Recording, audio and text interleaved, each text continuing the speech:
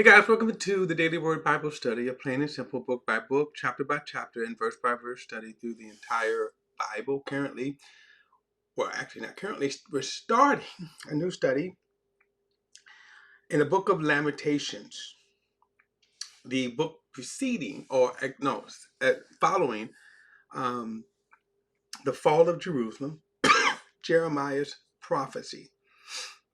Now, this prophecy, is a very interesting prophecy in that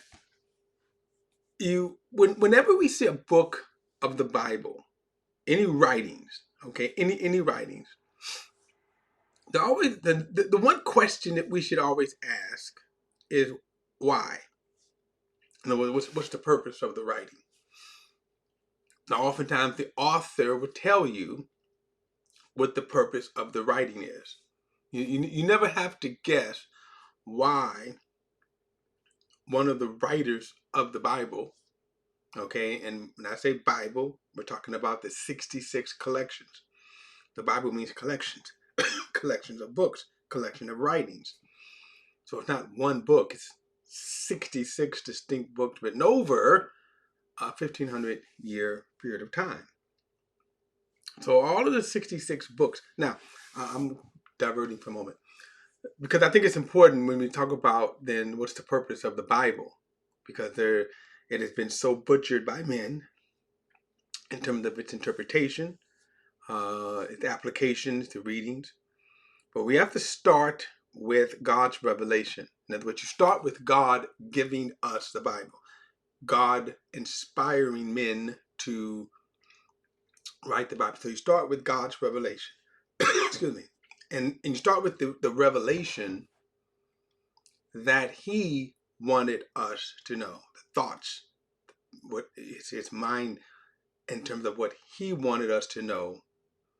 So so the first thing in understanding the Bible, you have to start with that. In other words, the Bible was never meant as purposed by God to be the all answer, whether it's historical, spiritual. So, for example, how much information do we have about heaven? We don't have a lot. We have glimpses, and that's on purpose by God. So the thing is, and a lot of people do, they make up a lot of stuff about heaven. They insert a lot of things about heaven that the Bible never stated.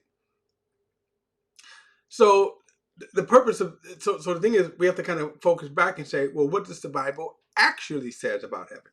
You start with that. And so the revelation, you start with the revelation. What has been preserved from Genesis to Revelation is the revelation that God wanted us to know. And you can go with a lot of other thoughts on this, like, for example, the so-called lost books of the Bible. In the issue of writings, there could be millions of writings, some claiming to be inspired writings from God, most not. So what would be consistent is the revelation. Okay, the revelation. And it won't be determined by men reading it and inserting their own thoughts. Okay, so that's enough. I've kind of gone off on a tangent with that. So the book of Lamentations, okay, is a kind of the word lamentation, and some of the other words is dirge. It is an expression of grief and sorrow for a person, or in this case, not only people, but of a place. And it it expresses, it would be like saying, if you saw a, let's say, a celebrity, famous person, you see them at the height of their glory. Now, we could go on and on with this because we got plenty of examples where you could see where um, famous politicians have fallen, famous celebrities, and it doesn't matter, whoever they are. When you see how they have fallen, some of them fall into scandal, right? Crime. And then when you see the aftermath of their fall, you shake your head. And then sometimes if you go further and they fall further as a result of that. So as a result, they may end up poverty, they may end up sick, and then let's say they die. And then you look at that and you say, wow, how terrible that is. Look at how far they have fallen. And you're expressing a sorrow, a grief. Now, some people may rejoice, but so the book of Lamentations is God's expression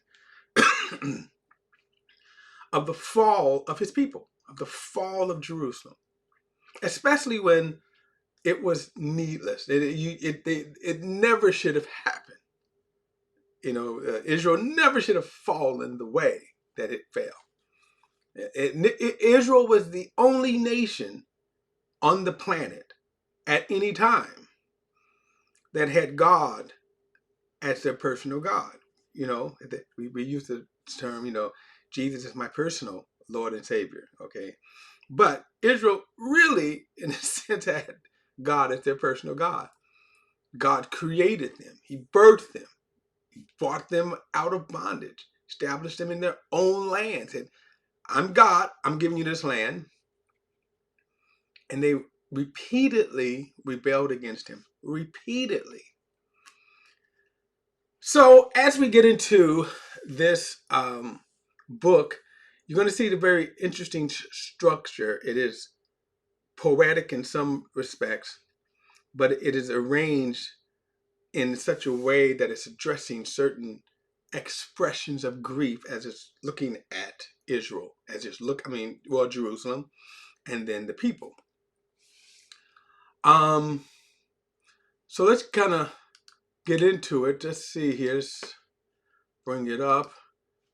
These are some of my notes here on Lamentations. I'm not going to spend the time with that. Okay, that I've got a. Why aren't I sharing my screen here? Okay, let's see here. My screen is not sharing. Okay, let's take a look here. My screen is not sharing. Let's go back and let's do this.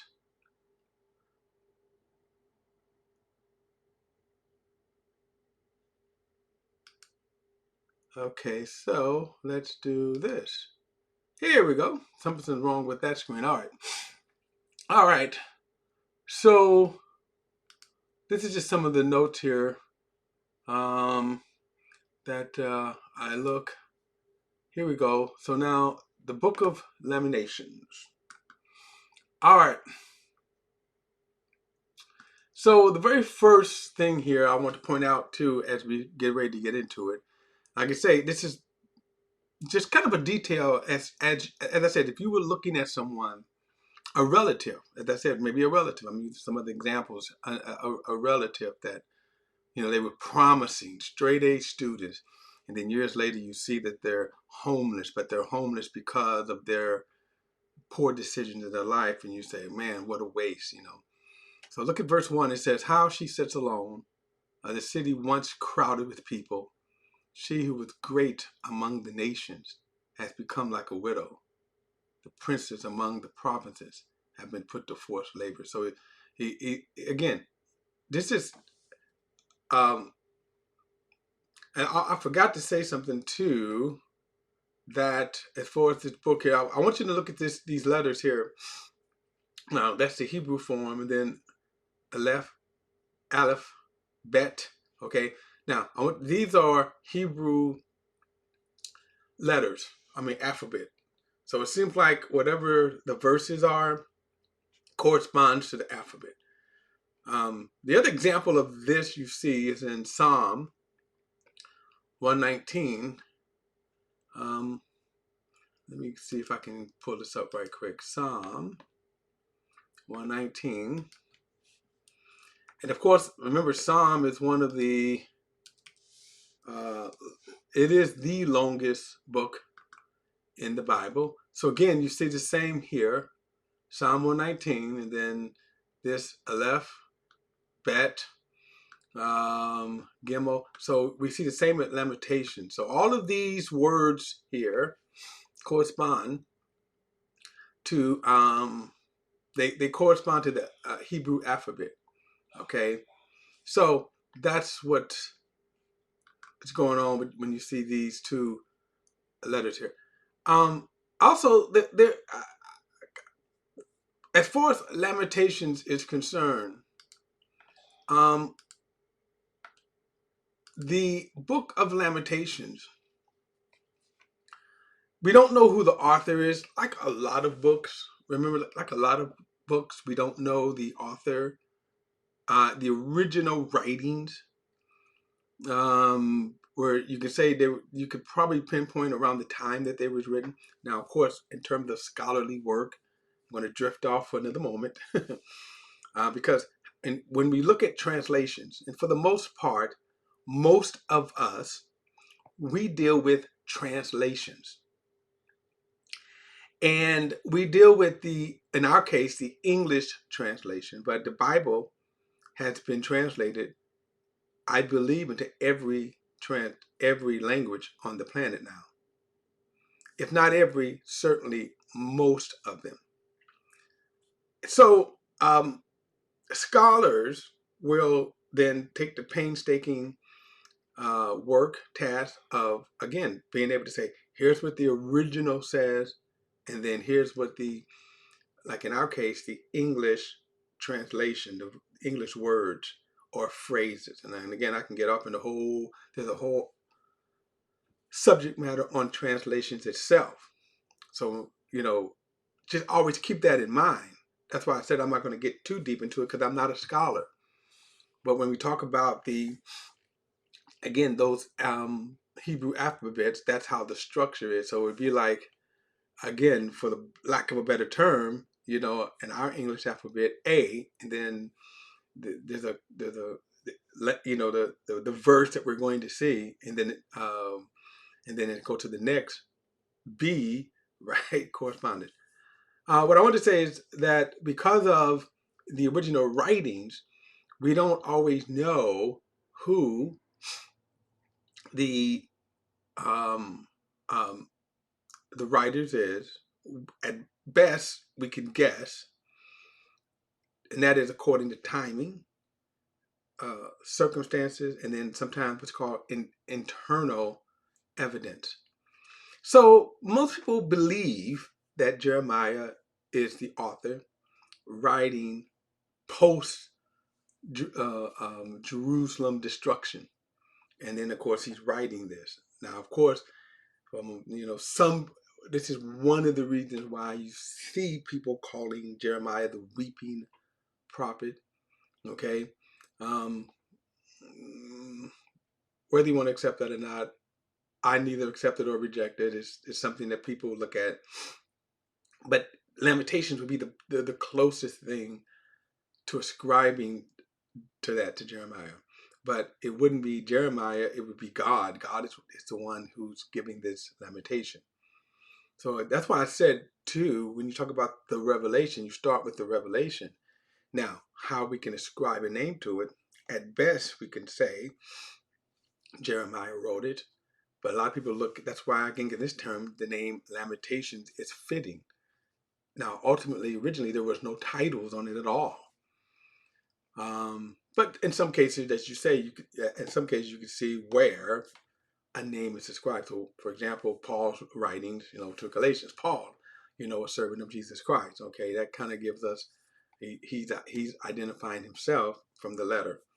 Again, other letters don't, other writings don't, but you could look at and say, well, from the timing, some of the internal writings of the book, that they can closely associate it and say, we believe Jeremiah wrote this. And I'll say this, it's not worth debating over either. If you accept it, fine. If you don't, fine. All right, so again, why am I'm having problems here with sharing my screen here. What the heck is going on here? Let's do this again.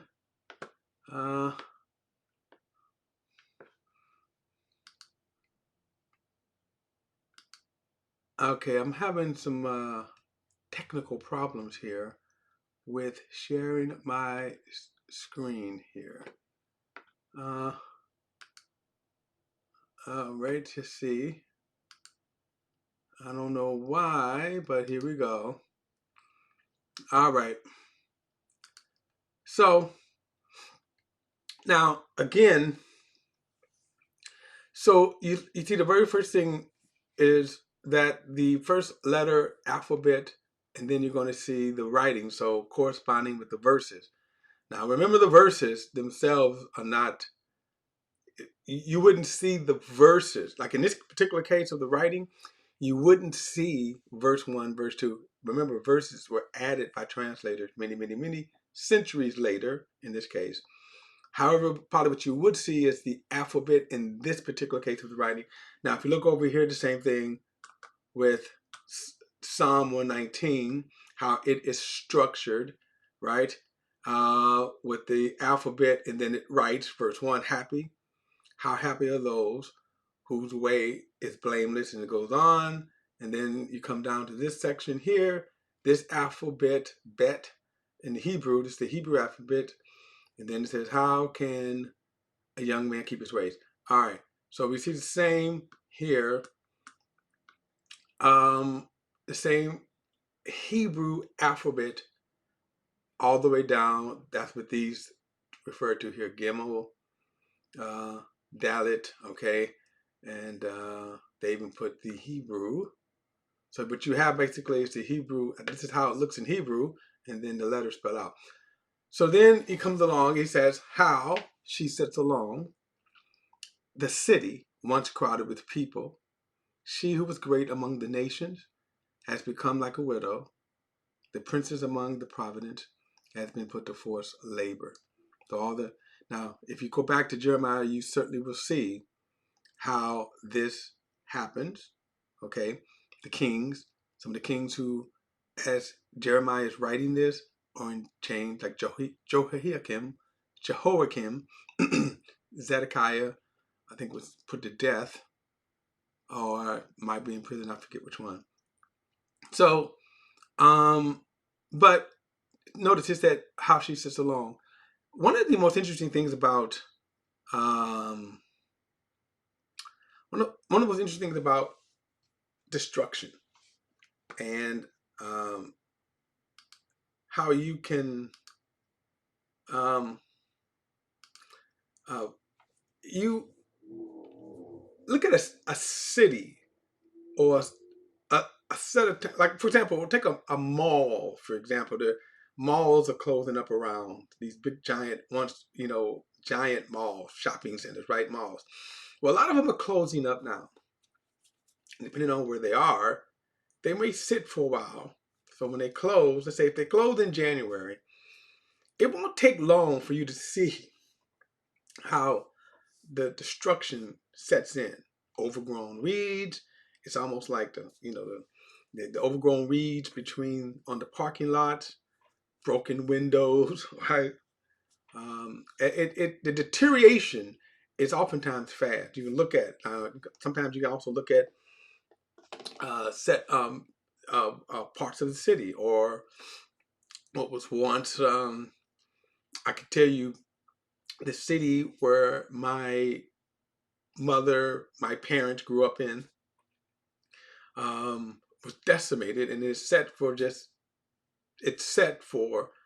decades. And when you went back there, like if I went back and saw my grandmother's, grandparents' homes, how that they were just, again, no longer. My point is, we're going to see the language, the kind of anguish, and you can say, how did it get like this? How did it become this way? How did it end up this way?